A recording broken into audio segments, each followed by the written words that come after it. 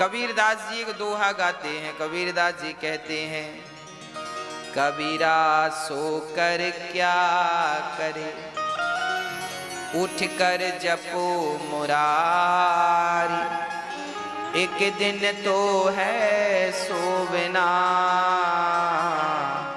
लंबे पैर पसार। अर्थ यह है कि कबीरा सोकर क्या करे, सोकर क्या करोगे, थोड़ी बहुत सो लिया स्वस्थ रहने के लिए, उठकर मुरारी जपो, श्री कृष्ण गोविंद हरे मुरारी जपो। क्यों? क्योंकि एक दिन तो है सोवना, एक दिन तो ऐसी नींद में सो जाओगे लंबे पांव पसार के, जहां से कोई उठाना चाहेगा भी तो तुम उठोगे नहीं।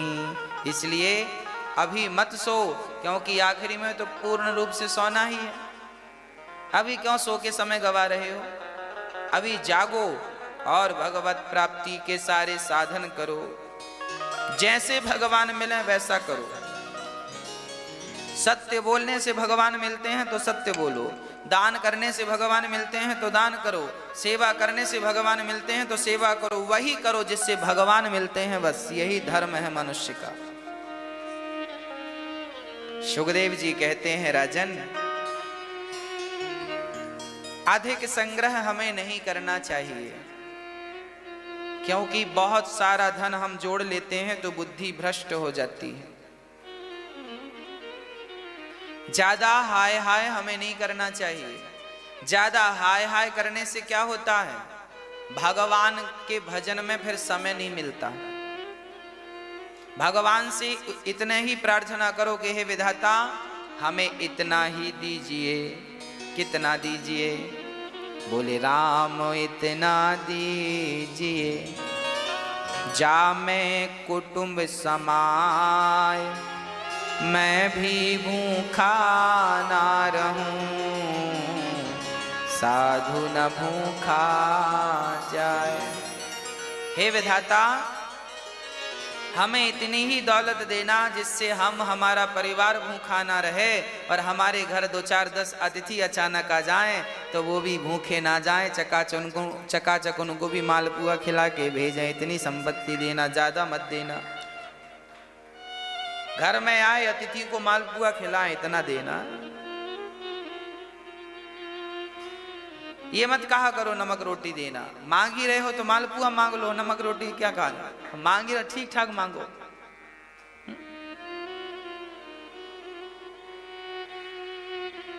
तो हे भगवान उतना ही देना जितने में हमें अहंकार ना आए। विधाता से यही कहो, विधाता हमें उतनी ही दौलत देना जिससे हमारी बुद्धि संतुलित रहे, हमारी बुद्धि विषयों में ना लग जाए। क्योंकि अक्सर धनी लोगों को हमने धनी लोगों में अक्सर 2 या 3 अवगुण देखे जाते हैं। ज्यादा धन आए तो व्यक्ति सुरा और सुंदरी की तरफ बढ़ने लगता है। सुरा मतलब शराब। ज्यादा धन आए तो आदमी शराबी हो जाता है, और ज्यादा धन आए तो सुंदरी अर्थात स्त्रियों की तरफ भाग जाता है पुरुष, पर नारी की तरफ चला जाता है। और तीसरा दोष भी है कि धन ज्यादा आए तो अक्सर लोग अहंकारी हो जाते हैं। 1000 में 999 लोग धन पाकर अहंकारी हो जाते हैं। एक छूट जाता है, क्योंकि जिस पर भगवान की कृपा होती है वो कितना भी धनी बन जाए वो कभी अहंकार नहीं करता। जिस पे अहंकार नहीं चढ़ा समझ लेना उस पर गोविंद की पूरी कृपा है, पूरे हस्त कमल उसके मस्तक पर हैं। इसलिए भगवान से प्रार्थना करो कि विधाता हमें जो आप देना चाहें सो दें, पर प्रार्थना इतनी है कि कभी अहंकार ना दें। हे प्रभु मेरा मन कभी विषयों में ना जाए, मेरा मन कभी पर नारी में ना जाए, पर पुरुष में ना जाए, मेरा मन कभी अहंकारी ना हो, कभी मैं गलत ना करूं, कभी मेरे मन में किसी की निंदा करने का विचार ना आए, कभी मैं चुगली ना करूं, कभी मैं यहाँ वहाँ की व्यर्थ की बकवास ना करूं। मेरा मन मेरी बुद्धि प्रभु शुद्ध आप ही कर सकते हैं, कर दीजिए। अपने भीतर सांसारिक बुराइयां मत आने दीजिएगा। और देखिए ये तो आपको ही करना पड़ेगा। आपने घर कितना भी बढ़िया बनवाया है पर झाड़ू तो रोज लगानी ही पड़ती है। नहीं लगाओ तो घर कितना भी बढ़िया हो, सोने का ही क्यों ना हो, पर धूल तो जम ही जाती है। तो झाड़ू रोज लगाइए। उसी प्रकार आप भगवान से रोज प्रार्थना करिए कि प्रभु हमारे भीतर कोई गलत भाव ना आए किसी के प्रति, हमारा मन कभी यहाँ वहाँ ना भागे, आप पर लगा रहे। हे नाथ मैं आपको कभी भूलूं नहीं। सदा भगवान से यही प्रार्थनाएं रोज करनी चाहिए। यही एक झाड़ू है जिस झाड़ू से आप अपना मन बिल्कुल शुद्ध कर सकते हैं। रोज प्रार्थना कीजिए, रोज भगवान से कहिए, काम करते हुए चिंतन करिए।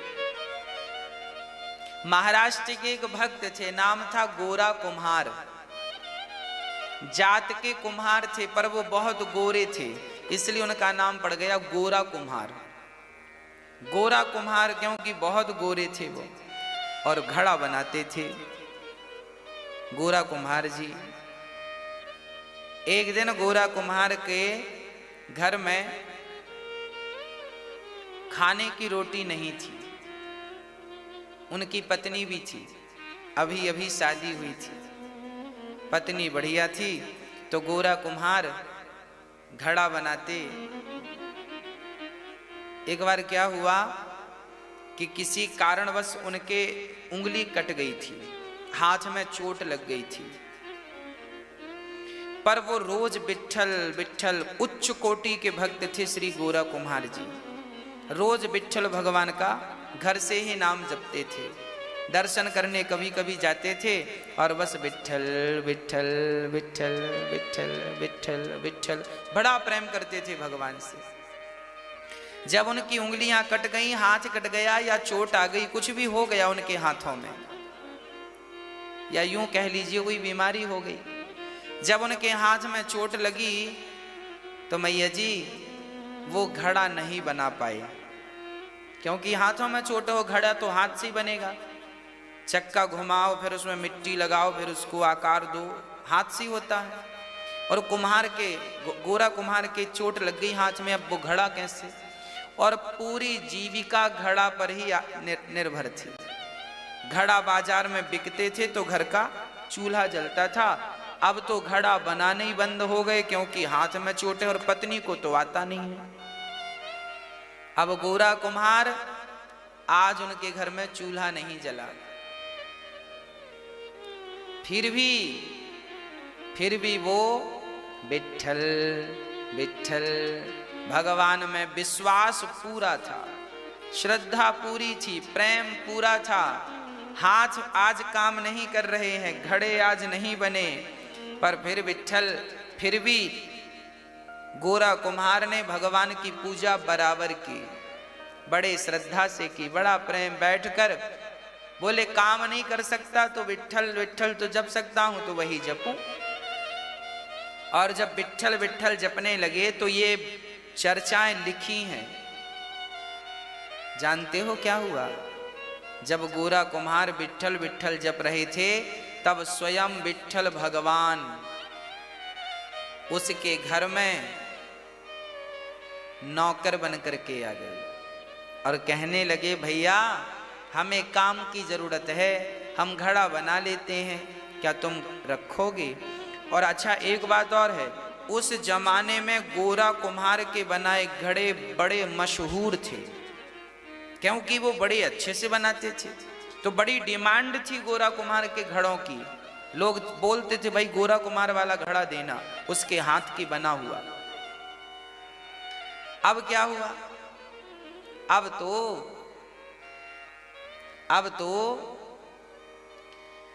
हाथ ही काम नहीं करते तो गोरा कुम्हार घड़ा बनाएंगे नहीं। पर विट्ठल विट्ठल जब जपे तो स्वयं विट्ठल भगवान आ गए नौकर बन के।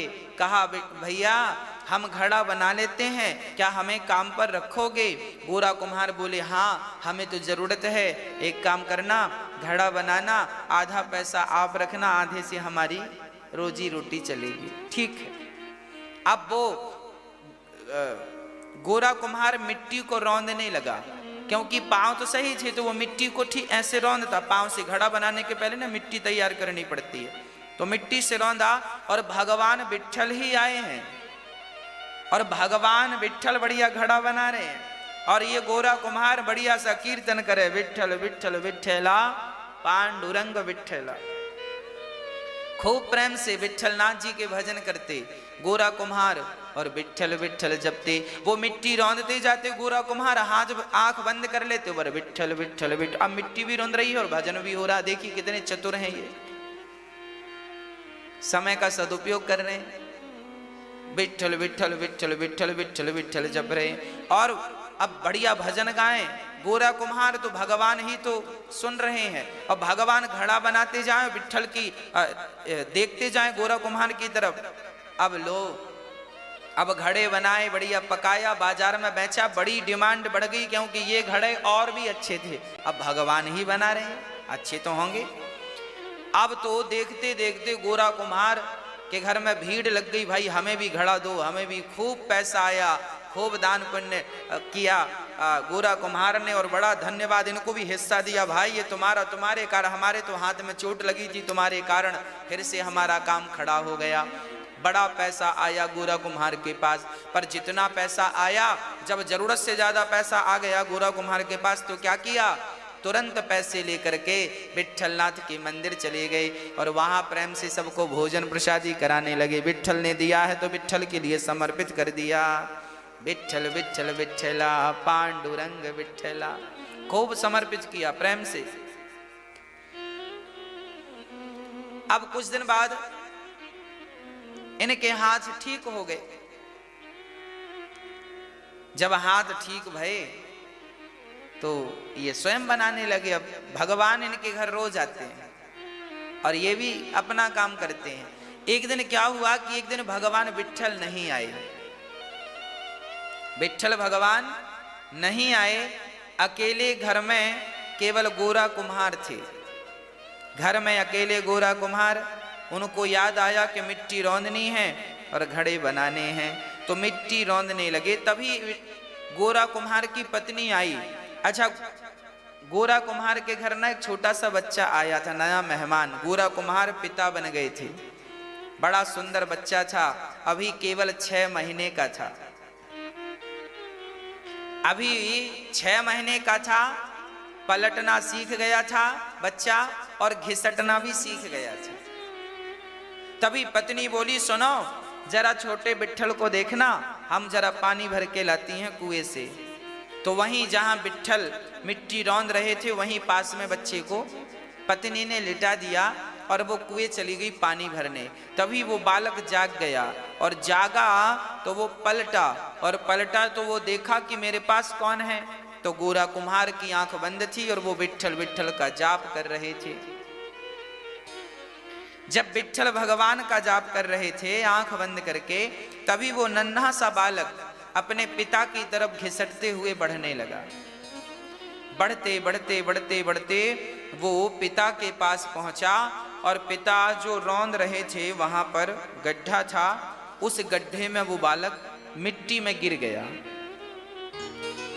जब वो बालक मिट्टी में गिरा तो वो रोया, पर चूंकि ये ध्यान मग्न थे गोरा कुम्हार जी, तो सुनाई पड़ा नहीं।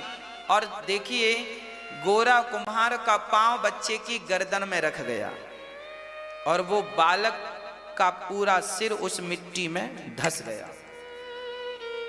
फिर वो घूमकर जब गोरा कुम्हार आए तो बच्चे के पेट में पांव रखा, तो वो पूरा का पूरा बच्चा मिट्टी के भीतर समा गया। दम घुटने से उस बच्चे की मृत्यु हो गई।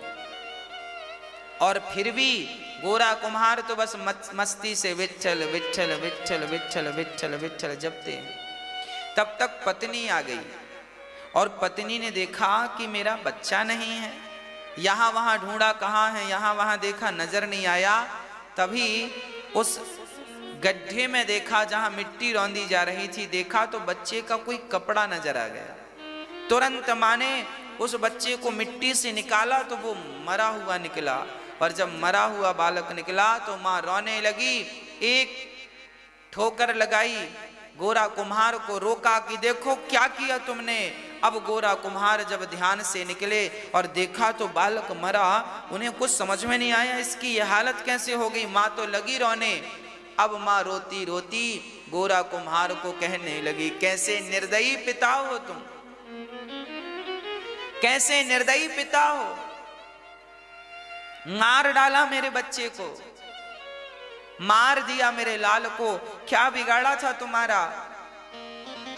कहने लगे गोरा कुम्हार, मैं नहीं जानता इसे क्या हुआ, मैं तो भगवान के चिंतन में मस्त था।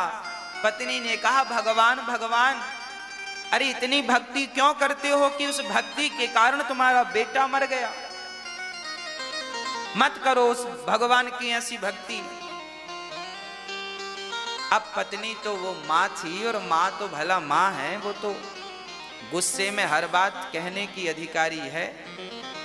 कह रही है, अपनी भड़ास निकाल रही है। पर गोरा कुम्हार विचार करने लगे। गोरा कुम्हार तुरंत आंख बंद करके विट्ठल भगवान से कहने लगे, हे भगवान, यदि इस बच्चे की उम्र इतनी ही थी तो मुझे कोई दुख नहीं है। बच्चा आपने दिया था, और आप यदि बुला लें तो मुझे कोई दिक्कत नहीं है। पर प्रभु, गलती मुझसे ये हो गई कि इस बेटे की हत्या का पाप मुझ पर आ गया, और मैं ये बर्दाश्त नहीं कर पाऊंगा कि मैं अपने ही पुत्र का हत्यारा हूं। हे विट्ठल, यदि इस बच्चे की उम्र पूरी हो गई है तो ले लो, हमें नहीं चाहिए। हम तो आप में मन लगाए हैं, हमारे तो आप ही सब कुछ हैं, पर मुझे तो इस हत्या का पापी मत बनाओ। हे प्रभु, मुझे इस हत्या से उबार दीजिए। हे नाथ, मुझे इस हत्या से उबार दीजिए, मुझे हत्यारा मत बनाइए। मैं हत्यारा बन करके जी नहीं सकूंगा।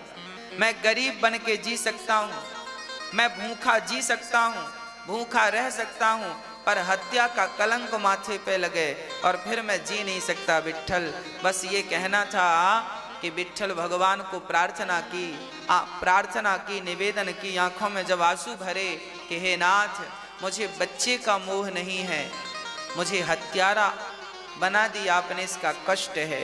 हे नाथ, यदि कोई अपराध हुआ है तो क्षमा कीजिएगा। जब ये कहा तो माँ की गोद में जो मरा हुआ बालक था ना, वह बालक खिलखिला के हंसने लगा। देखते ही देखते उसमें चेतना आ गई और वो माँ की गोद में यहाँ वहाँ विचरने लगा। माँ ने देखा ये तो जिंदा है, माँ तो बड़ी प्रसन्न हो गई। तभी विट्ठल भगवान प्रकट हो गए। वाह वाह गोरा कुम्हार, धन्य है तुम्हारी भक्ति कि पुत्र मरा तो पुत्र के मरने का दुख नहीं था। उसमें भी भगवान से यही कहा कि इसकी उम्र इतनी थी, सो आप ले लो, हमें शिकायत नहीं है कि तुमने हमारे बेटे को मार डाला। अरे भाई देखो, बेटी है, बेटा है, पति है, पत्नी है, जिसकी श्वास जितने दिन की है वो उतनी ही तो लेगा, जाना तो सबको है। इसलिए किसी के मरने में ज्यादा शोक ना किया करो। ये याद रखा करो कि आज वो मरा है, कल हमें भी मरना है। और जाएगा कहाँ? भगवान के घर से आया था, भगवान के घर ही तो जा रहा है। कोई कहाँ जाएगा? मैं कहाँ से आया हूं? भगवान के घर से। जाऊंगा कहाँ? भगवान के घर। इसलिए बस अपने आप को किसी पाप से बचा के रखिएगा। बस जैसे गोरा कुम्हार ने कहा कि इसकी हत्या का जिम्मेदार अब मैं बन गया, क्योंकि मेरे पांव से रौंदा गया है, तो मैं पापी हूं, तो प्रभु मुझे इस पाप से बचाइए बस। तो भगवान ने उसे जीवन दान दे दिया। अब आप ये समझिए कि गोरा कुम्हार ये भी तो कह सकते थे कि मैं तुम्हारी भक्ति करता हूं, तुमने बच्चों को मार डाला, ऐसा भी तो कह सकते थे ना। मतलब आरोप भगवान को लगा सकते थे कि नहीं, जैसा कि हम और आप लगाते हैं सामान्य लोग। हम लोग क्या कहते हैं? भगवान तुमने ऐसा कर दिया ना, भगवान ने ऐसा नहीं किया। भगवान से कहो पर कहने का ढंग अलग हो, तरीका अलग। जैसे गोरा कुम्हार ने कहा कि हे नाथ, मुझे दुख इस बात का नहीं कि ये बालक मर गया, शायद इसकी उम्र इतनी ही थी तो मैं क्या करता और आप भी क्या करते। पर हत्यारा मैं बन गया, मुझे से हत्या से बचा लीजिए। भगवान ने जीवन दान दे दिया, गोरा कुम्हार को दर्शन दिया और बड़े आनंद से फिर उन्होंने अपनी गृहस्थी का आनंद लिया और अंत समय भगवत भजन करते हुए दोनों पति पत्नी भगवान के धाम को चले गए। गोरा कुम्हार भगवान के निज धाम को चले गए। यही भगवान की भक्ति है। भगवान की भक्ति करो, भगवान से शिकायत ना करो। बस भगवान सब कुछ समझते हैं, ये जानो, ये पहचानो। अधिक संग्रह ना हो। गोरा कुम्हार के पास ज्यादा पैसा आता तो वो दान करने लग जाते। ज्यादा पैसा आए सो दान करो। नहीं, वो पैसा बुद्धि भ्रष्ट कर सकता है। बहुत लोगों की भ्रष्ट हो चुकी है बुद्धि पैसे से, और जब बुद्धि भ्रष्ट होती है तो पतन होता है, सर्वनाश होता है। सुखदेव जी कहते हैं राजा परीक्षित से, राजन चीराणि किम पथि न संति दिशन्ति भिक्षाम् नैवांग्रिपा परव्रतः सरितोऽप्यशुष्यन् रुद्धा गुहा किमजितो वतिनोऽप्यसन्नान् कस्माद् भजन्ति कवयो धन दुर्मदान्धान् सत्यां चितौ किं कसिपो प्रयासैर् बाहो स्वसिद्धेयुपबर्हणैः किं सत्यञ्जलौ किं पुरुधान्यपात्र्या दिग्वल्किलादौ सति किं दुकूलैः। जब जमीन पर सोने से काम चल सकता है तो पलंग के लिए प्रयास क्यों? जब भुजाओं की तकिया बन सकती है तो तकिए का प्रयास क्यों? जीवन का कहने का अर्थ यह है कि विधाता जितना दे दे उसमें संतोष रखो, पेट भर के खाते रहो और भगवान का गुणगान गाते रहो। यही जीवन की सार्थकता है। बहुत सारा धन जोड़ भी लोगे तो जिनने जोड़े हैं उनकी क्या हालत हुई बताओ। जोड़ने वाले क्या ले गए? रत्ती भर साथ में ले गए। याद रख सिकंदर के हौसले तो वाली थे, जब गया जमी से तो दोनों हाथ। जब वो ना ले जा सका तो आप और हम ले जाएंगे। हमारे बाप दादे भी चले गए हमारी आंखों के सामने, वो ले जा ना पाए। जब तक जिंदा थे तो मेरा मेरा करते थे, वही मरे तो रत्ती भर संग नहीं गया। तो मैं क्यों पागलों की तरह? उनसे मुझे सीखना चाहिए कि ये भी वही करते और मैं भी वही करता रहूं। तो फिर सीखा क्या तुमने? तुम्हारे बाप दादे भी हाय हाय करते रहे और मरे तो खाली हाथ चले गए। उसी रास्ते पर तुम भी चल रहे हो। क्या मिला उन्हें और क्या मिल जाएगा तुम्हें? वो नहीं जागे तो क्या तुम भी नहीं जागोगे? तुम तो जागो, तुम तो समझो। शायद उन्हें सत्संग ना मिला होगा इसलिए वो नहीं जागे, तुम्हें तो मिल रहा है। और सत्संग मिलकर भी तुम ना जागे तो फिर कब जागोगे? उन्हीं की तरह जियोगे क्या? दीपक जल रहा था, जलते हुए दीपक के पास बहुत सारे पतंगे आ रहे थे। बरसात में आपने देखा होगा जब लाइट जलती है तो बहुत सारे कीड़े आते हैं, दिया जलता है तो बहुत सारे। इन कीड़ों को कौन समझाए? अच्छा, ये जब दीपक जलता है, आग जलती है ना, तो बरसाती कीड़े बहुत आते हैं। अच्छा, इन कीड़ों से पूछा कभी आपने कि तुम क्यों आते हो? एक बार हमने पूछा कीड़ों से, क्यों आते हो आग के पास, दीपक के पास? जल जाओगे, मर जाओगे। उन पतंगों ने कहा, ये आग हमें बड़ी सुंदर लगती है, हम इसे छूने आते हैं, स्पर्श करने आते हैं, टच करने आते हैं। उन पतंगों को आग बड़ी अच्छी लगती है। तो वो आते हैं आग की तरफ और आते हैं और बेचारे जलकर राख हो जाते हैं। इन पतंगों की करोड़ों पीढ़ियां आग में जा जाके जल गई। आज तक इन्हें अक्ल नहीं आई कि बेटा तुम आग के पास जाओगे तो मरोगे। बस उसी तरह हमारी और आपकी हालत है। उन्हें आज तक समझ में नहीं आया कि आग के पास तुम्हारी मृत्यु है, फिर भी वो जा रहे हैं। उनके बाप दादे भी मर गए ऐसे ही, और हम लोग भी संसार के भोगों में मस्त हैं, पद प्रतिष्ठा में मस्त हैं, हाय हाय करने में मस्त हैं। तुम कभी देखो हो, तुम्हारे दादा परदादा भी यही करते थे, हाय हाय हाय, ये मेरा ये मेरा ये मेरा, और वो सब मर गए, रत्ती भर नहीं गया, और तुम भी वही करने लगे हो पतंगे की तरह, जहां कुछ भी हाथ लगने वाला नहीं। जबकि हमारे बाप दादों की गलत निर्णय को मीराबाई ने तोड़ दिया। मीराबाई के भी बाप दादे पैसे को महत्व देते थे, पर मीराबाई ने पैसे को महत्व ना देकर मीराबाई ने कहा, पायो जी मैंने राम रतन धन पायो। मीराबाई की आंख खुल गई और उन्होंने राम नाम को अपना धन मान लिया, कृष्ण नाम को अपना धन मान लिया। और हम लोग अब भी मीराबाई से ना सीखें तो किससे सीखोगे फिर? पतंगों से। हाँ, इसलिए मीराबाई को अपना गुरु बना लो। हमने तो मीराबाई को गुरु मान रखा है और मीराबाई से गुरु मंत्र ले रखा है। क्या मंत्र है मीराबाई ने दिया है?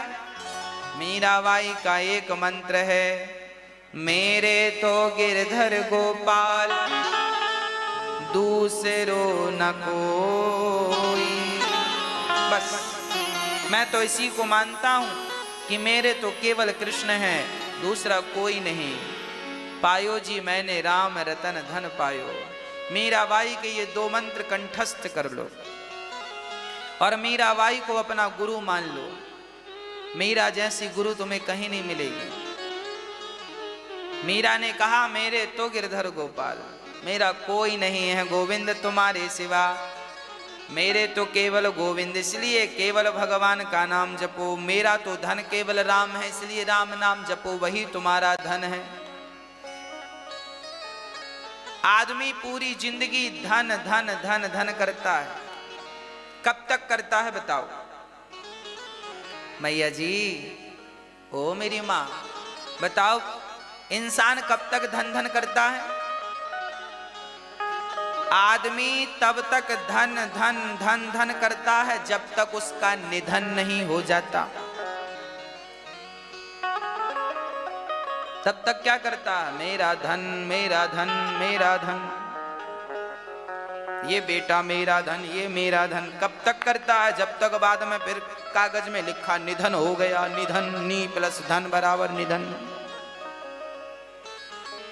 तो आपको भी धन चाहिए, निधन वाला मिलेगा, सबको ही मिलता है वो भी धन।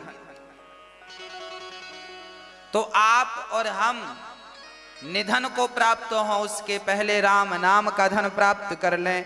राम नाम का धन प्राप्त कर लें, उसके बाद फिर निधन को प्राप्त हो जाएंगे। और राम नाम का धन नहीं पाए और पहले ही निधन हो गया तो फिर घाटे का सौदा हो गया। हमें तो घाटा लग गया। हमें तो भगवान ने तन दिया था भगवान को पाने के लिए, पर हमने तो पाया नहीं। राम नाम की दौलत जोड़ी नहीं, कागज के टुकड़े समेटते रहे और बाद में पता चला कि ये तो भगवान के घर डस्टबिन में पड़े हैं। जैसे पुराने 1500 के नोटों की अब क्या वैल्यू है? बोलो, पुराने 1500 के नोटों की कोई वैल्यू नहीं है। ऐसे भगवान के घर तुम्हारे इन कागज के टुकड़ों की कोई वैल्यू नहीं। वहां तो राम नाम का धन चलता है, तो राम नाम का धन कमा लो। हाँ, तो गिरधर गोपाल दूसरो ना कोई, और दूसरा पायो जी मैंने राम रतन धन पायो।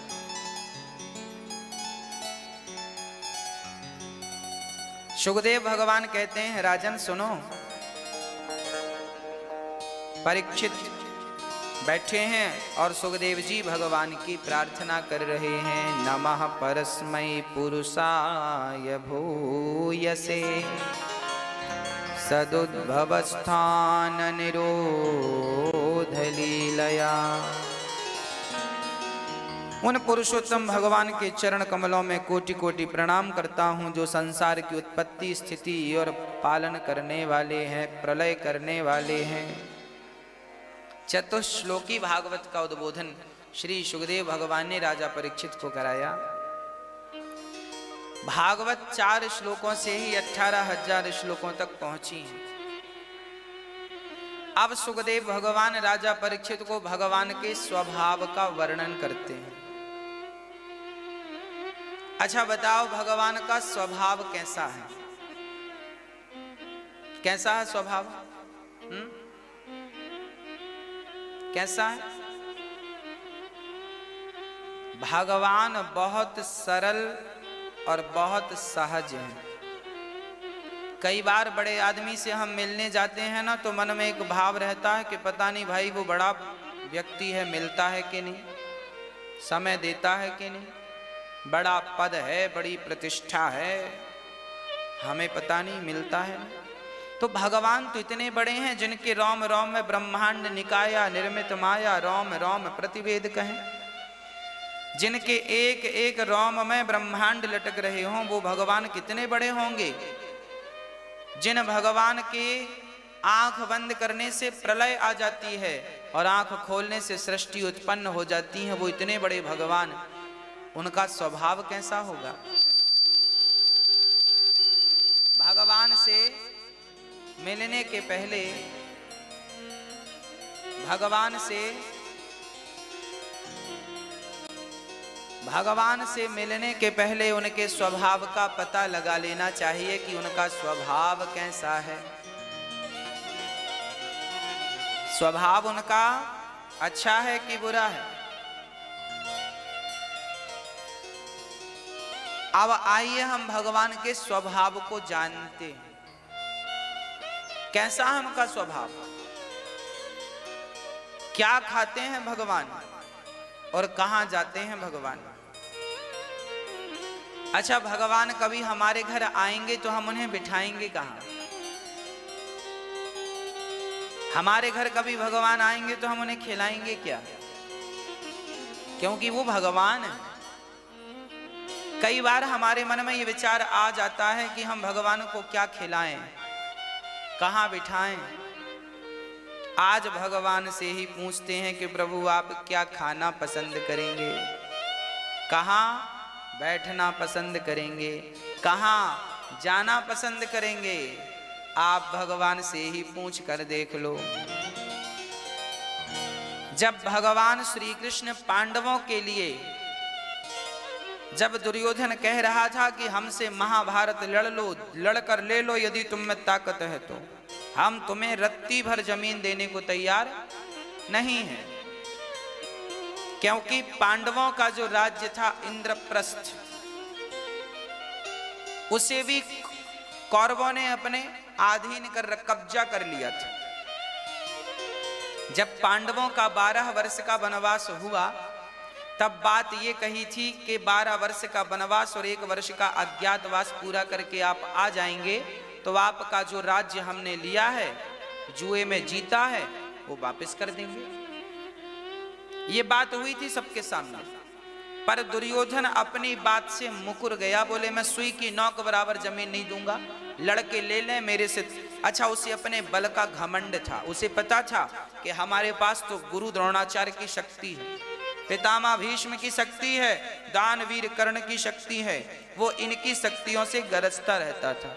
अच्छा, उसकी खुद की कोई ज्यादा शक्ति नहीं थी, पर परिकर उसका अच्छा था, अहंकार था उसे अपनी शक्ति का, अपने धन का। पर कौन समझाए इस मूर्ख दुर्योधन को कि जिस पर भगवान की कृपा होती है उससे बड़े से बड़ा शक्तिशाली भी जीत नहीं सकता, बड़े से बड़ा पावरफुल व्यक्ति भी जीत नहीं सकता उस पर जिस पर भगवान की कृपा होती है। इसलिए आप ये मत सोचिए कि आपके सामने खड़ा व्यक्ति बहुत पावरफुल है, आप ये समझिए कि आपके पास गोविंद की कृपा है, और जिस पर कृपा है वही शक्तिशाली है। भगवान शांति दूत बन करके गए कि चलो मैं बात करूंगा तो शायद युद्ध ना हो। भगवान तो ये चाहते थे कि युद्ध ना हो, क्योंकि जब जब युद्ध हुआ है तब तब विनाश हुआ है। भाई मरेंगे तो दोनों पक्षों से ना, सेना तुम्हारी मरे या हमारी मरे, निर्दोष सेना तो कहीं मरनी ही मरनी है उसको। करोड़ों लोग मारे गए थे महाभारत में, लाखों नहीं, करोड़ों सैनिक मारे गए थे महाभारत में, करोड़ों। वहां की मिट्टी खून से लाल हो गई थी, जहां जहां तक नजर जाती बस लाशें लाशें ही दिखती थी।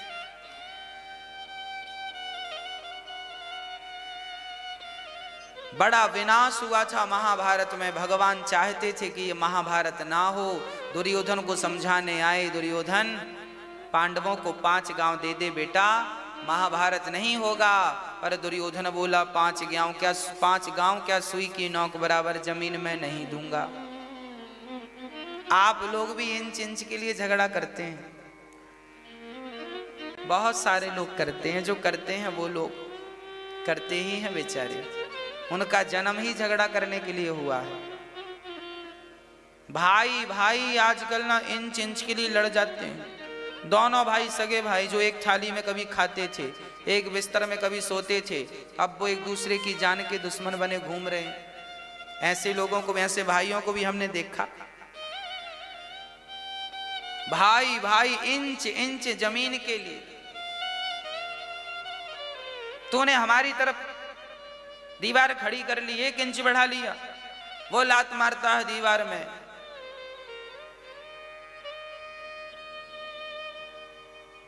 बहुत झगड़े, बहुत झगड़े। भगवान यही कहते हैं कि झगड़ा ना हो उसके पहले शांति का प्रस्ताव रख लेना चाहिए। ये महाभारत में जो जो घटनाएं घटी हैं वो हमारे और आपके लिए सबक ही तो है। अब तुम वो गलती ना करना, नहीं तो तुम्हारे घर में महाभारत होगा। शांति का प्रस्ताव रखना चाहिए। और शांति का प्रस्ताव कौन रखेगा? भगवान रख रहे हैं, भगवान बड़े हैं। जब 2 भाई आपस में झगड़ा करें तो माँ बाप को शांति का प्रस्ताव रखना चाहिए। माँ बाप दोनों को डांटें, बेटा तुम्हारी गलती है, तुम्हारी गलती है, दोनों समझ के रहो। हाँ, माँ बाप को किसी किसी प्रकार से दोनों में प्रेम करवाना चाहिए, दोनों का मिलन कराना चाहिए, गले मिलवाना चाहिए। पर आजकल के माँ बाप भी समझदार नहीं है। बच्चों के झगड़े में वो एक पक्ष में बोल पड़ते हैं। आज के माँ बाप को भी तो समझदारी नहीं है। आज अधिकांश भाई भाई का झगड़ा माँ बाप की गलती से होता है, पता है आपको? आज के जमाने में भाई भाई का झगड़ा माँ बाप की गलती से होता है।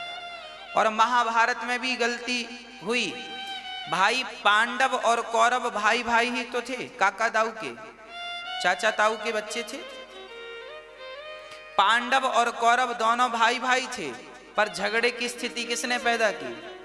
धृतराष्ट्र ने। धृतराष्ट्र ने उचित निर्णय नहीं दिया।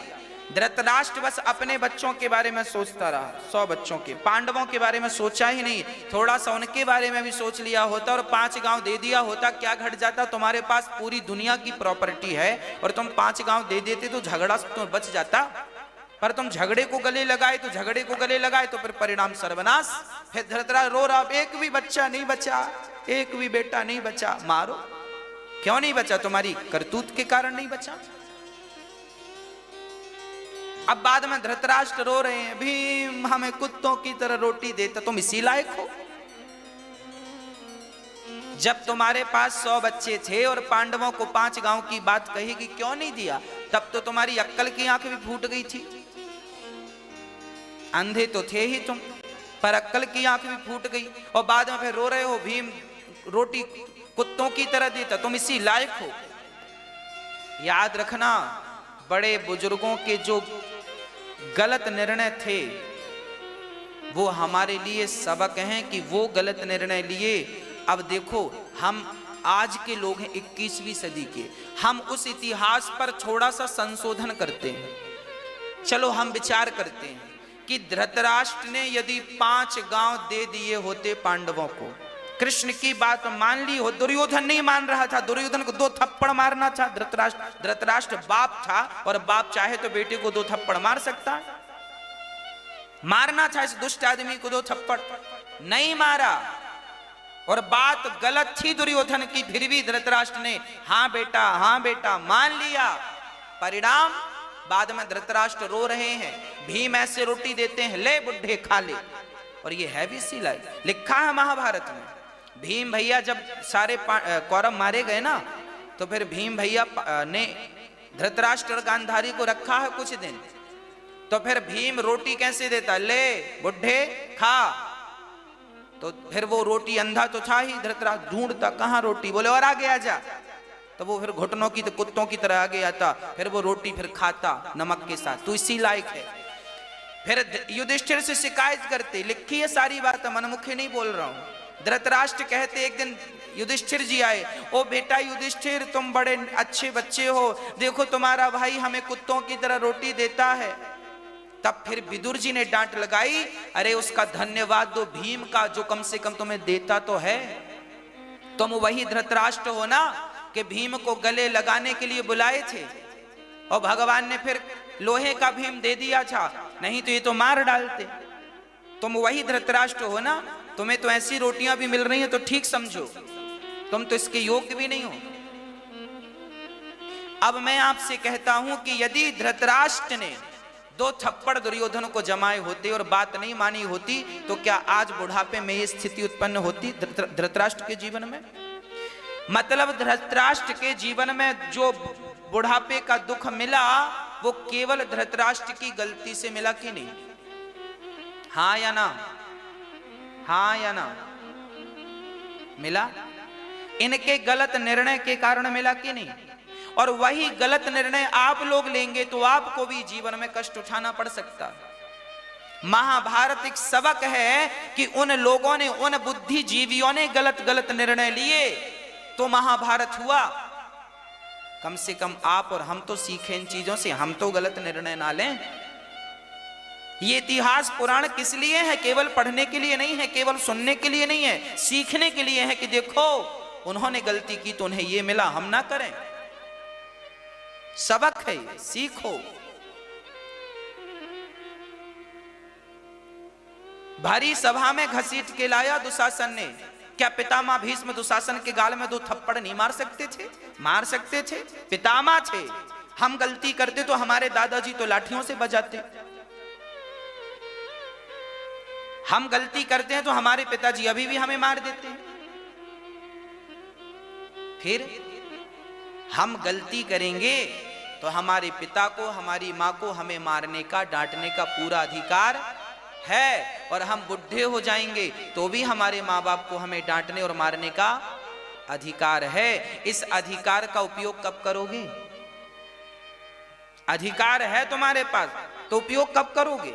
पितामह भीष्म के पास अधिकार था, इन्होंने उपयोग नहीं किया अपने अधिकार का, और जब अधिकार का उपयोग नहीं किया तो सजा क्या मिली? बाणों की सैया पर पितामह जैसे दिग्गजों को लेटना पड़ा। ये तुम्हारे पाप का ही दंड है पितामह, ये पाप का ही दंड है। गलत निर्णय किसी ने भी लिया है, सर्वनाश हुआ। इतिहास साक्षी भरा पड़ा है, इतिहास आप और हम ना ले लें। भाई भाई का झगड़ा हो तो माँ बाप को उचित न्याय करना चाहिए। माँ बाप भी आजकल कहीं छोटे बच्चे का पक्ष लेंगे तो कहीं बड़े बच्चे का पक्ष लेंगे। माँ बाप एक की तरफ बात करते हैं, एक का भला सोचते हैं, ऐसे माँ बाप घोर नरक जाते हैं। माँ बाप, फिर तुमने 2 बच्चे पैदा क्यों किए? एक में ही ब्रेक ले लेते। यदि पैदा किए हो तो दोनों में समबुद्धि होनी चाहिए, तुम्हारी समानता होनी चाहिए, और तुम माँ बाप होके भी भेदभाव करोगे तो घोर नरक जाना पड़ेगा। ये मैं नहीं कहता, शास्त्र। भगवान भेद बुद्धि नहीं रखते, भगवान सबको समदृष्टि से देखते हैं।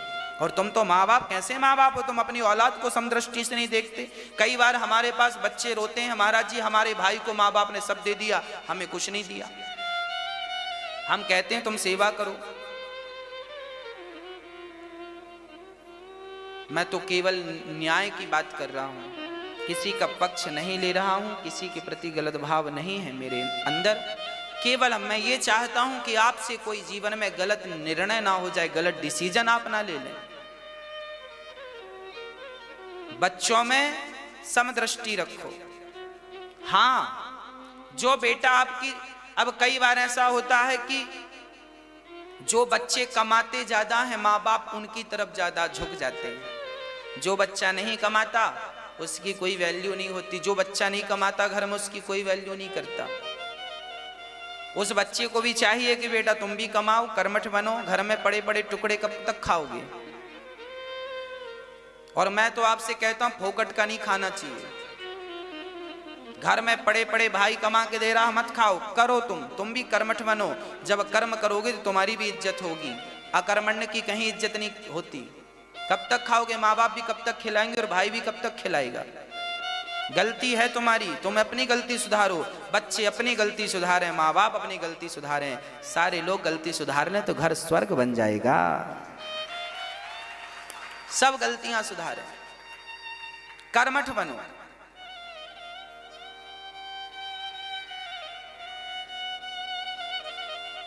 श्री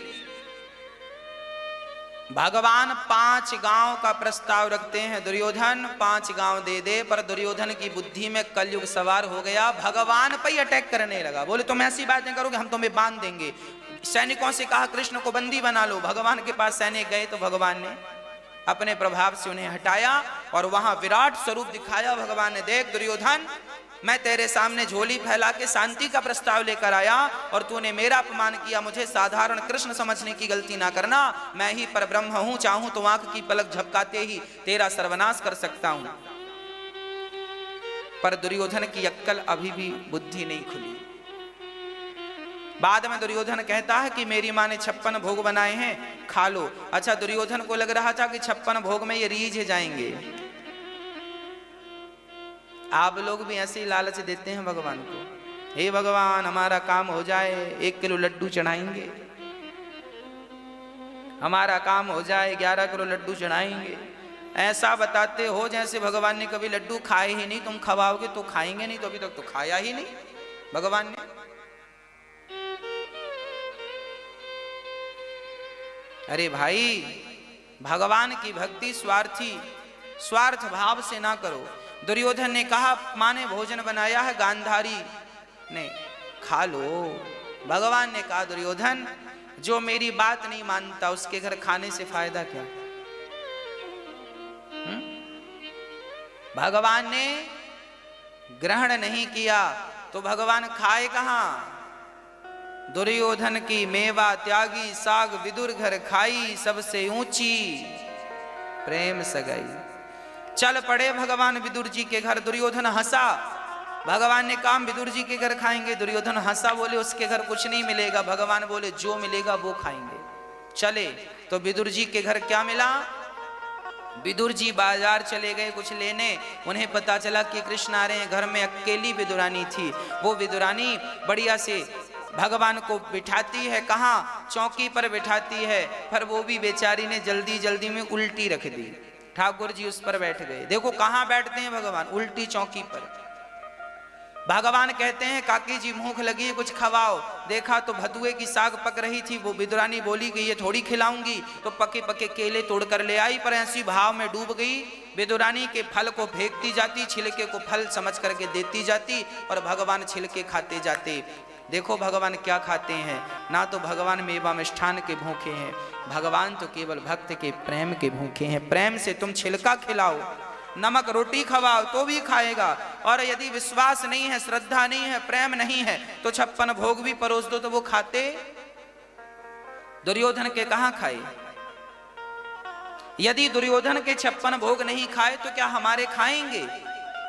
हमारे तब खाएंगे जब हमारा प्रेम विदुरानी जैसा होगा, हमारा अहंकार दुर्योधन जैसा होगा, तो हमारे भी 56 भोग को छोड़कर मेरे गोविंद चले जाएंगे। अब आपको यह देखना है कि आपका अहंकार कहीं दुर्योधन जैसा तो नहीं है, और आपको यह भी देखना है कि आपका प्रेम विदुरानी जैसा है। तो आपके घर बासी रोटी है तो वो भी खाएंगे। राम ही केवल प्रेम प्यारा, जान ले ये जो जान निहारा। केवल प्रेम, केवल प्रेम, प्रेम ही, प्रेम चाहिए।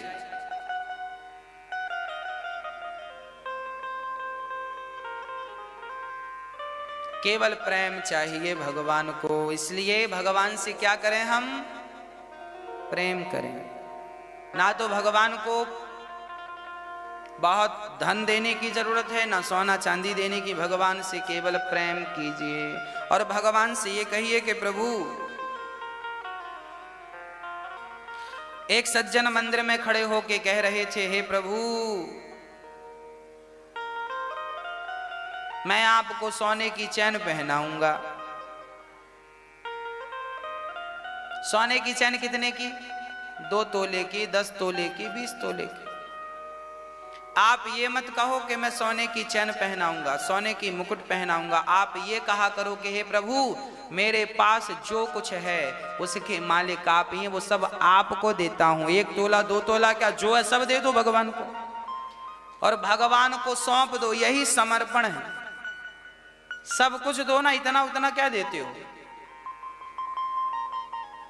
आपके पास जितना है सब सौंप दो और फिर भगवान से कहो कि प्रभु आपका सब है, अब हम आपसे पूछ कर ले रहे हैं, ये आपकी वस्तु है, अब हम इतना सा ले रहे हैं इस कार्य के लिए। ये जीवन की शैली होनी चाहिए। बाद में विदुर जी आए, 56 भोग लगाए, भगवान से कहा खाओ। भगवान ने खाते हुए कहा, विदुर जी, जो स्वाद मुझे इन छिलकों में मिला है वो आपके 56 भोग में नहीं है, वो तो केवल प्रेम में था। भगवान भाव का भूखा हूं मैं, भाव ही एक सार है, भाव से भज ले मुझे तो भव से बेड़ा पार है। भाव का भूखा हूं मैं, प्रेम का भूखा हूं मैं। माँ बाप भी प्रेम के भूखे होते हैं। जो बच्चे माँ बाप की सेवा करते हैं सच्चे मन से, माँ बाप अपनी सारी दौलत उन्हीं बच्चों को देना चाहते हैं। इसलिए हमारे यहाँ लोग कहा करते हैं, सेवा करोगे तो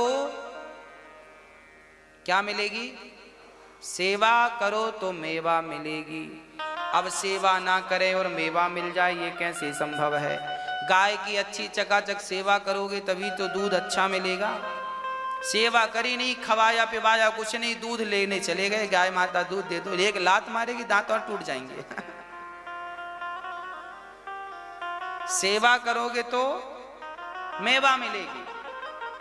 तो जो बच्चे माँ बाप की सेवा करते हैं, माँ बाप अपना सब कुछ उन बच्चों पर लुटा देते हैं। इसलिए माँ बाप की सेवा करनी अति अति आवश्यक है।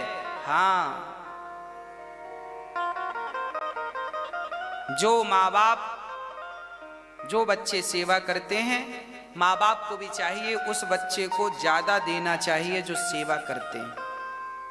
अभी थोड़ी देर पहले हमने कहा कि बच्चों को देना चाहिए, देना चाहिए, पर जो सेवा, हम तो आपसे ये कहते हैं कि आप ना मरने के, जैसे आपने बच्चों का बंटवारा किया तो बच्चों को सब बांट दो, दे दो बराबर बराबर, 2-2 एकड़। आपके पास जमीन है तो 2-2 बीघा 2-2 एकड़ दे दो, पर थोड़ी सी 2 बीघा अपने पास भी अपने नाम पे बचा के रखना और फिर वो 2 बीघा उसे देना जो आपकी बुढ़ापे में खूब सेवा करे चकाजा, वो उसको दे देना। हम तो आपसे यही कहेंगे, बूढ़े माँ बाप से कुछ अपने पास बचा के रखना, क्योंकि आज के बच्चे माँ बाप से सब लेकर के माँ बाप को घर से निकाल देते हैं। कुछ बच्चे, सारे नहीं, कुछ बच्चे हैं, बहुत सारे बच्चे तो सेवा भी करते हैं। तो अपने अपने बेटों को सब ना दे देना, थोड़ा सा बचा के रखना, बुढ़ापे में काम आएगा। एक मैया बोली गुरुजी मैंने तो अपने बेटे को सब दे दिया, अपनी बहू को सब दे दिया, अब क्या करूं? अब मेरे बेटा तो मुझे पानी भी नहीं देता, बहू तो रोटी भी नहीं देती। मैंने कहा कोई बात नहीं, तुम्हारे घर में कोई टूटा सा बक्सा है, पेटी है? हाँ हाँ है, हमारे पिता ने दी थी, वो है हमारे पास पुरानी। हमने कहा उसमें कुछ ईंट पत्थर भर लेना। उसने भर लिया। हमने कहा कल तुम्हारे घर आएंगे तो हमसे धीरे धीरे बात करना। ठीक है। तो उस मैया ने कहा महाराज जी हमारे बेटे बहू को तो हमने पूरी दौलत दे दी, देख लिया, हमने देख लिया वो सेवा करेंगे कि नहीं, पर उन्होंने तो नहीं की। तो अब हमने सोचा कि जो दौलत बची है वो हम आपके चरणों में रखें। तो हमने पूछा क्या बची है? तो उन्होंने कहा ज्यादा कुछ नहीं है, 3 किलो सोना है, 2 किलो चांदी है। अब बहू सुन रही है, बेटा सुन रहा, जबकि था कुछ नहीं, पेटी खाली थी, ईंट भरी थी मिट्टी की।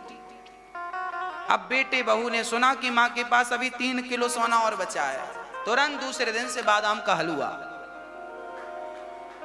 हमने कहा मैया अब इस पेटी को तिजोरी में रखवाओ जल्दी से, और फिर कहो कि मर जाएं तब चाबी तुम्हें मिलेगी, जीते जी नहीं मिलेगी, दिखाना भी मत। कम से कम इसी लालच में तुम्हारी सेवा करेंगे। लो उसका काम बन गया। आप ना अपने बच्चों से ये जरूर कहा करो कि मेरे पास बहुत दौलत है, झूठे ही कहा करो, इसी लालच में बेचारे सेवा करेंगे। ये कहा करो बेटा अभी तो हमने तुमको भूसा दिया है, जो दिया है भूसे, अभी हमारे पास बहुत दौलत है, तुमको पता क्या है? बोले तुम्हारी तुम्हारा जो काम धाम है ना, हम एक चुटकी में खरीद लें, इतनी प्रॉपर्टी हमारे पास, तुम्हें बताया नहीं, तुम्हारी औकात देख ली, तुम सेवा तो करते नहीं हो, जाओ चूल्हे में, हम तो अपना दान पुण्य करेंगे। और जरा उसके दिखाई जरा दान पुण्य भी करो तो उसको लगे हाँ है, फिर देखो सेवा बादाम का हलवा खिलाएगा आपको। दूसरे दिन फूली फूली रोटी बहू लेके आएगी, दूध रोटी खा लो सासू माँ। आप लोग ये कह देती हो हमारे पास तो कुछ नहीं है, तो फिर बच्चों को लगता कुछ नहीं है तो जाओ। अब ये कहा करो हमारे पास बहुत धन है, और वास्तविक में तुम्हारे पास धन है, राम नाम का धन तो है ही, इसका तो अभिमान कर ही सकते हैं। राम नाम का धन है, झूठ भी नहीं बोलना पड़ेगा, हमारे पास बहुत धन है, बहुत दौलत। थोड़ा ऐसे बोलते रहा करो हर 2-4 दिन में एक बार, बहुत दौलत है, बहुत है।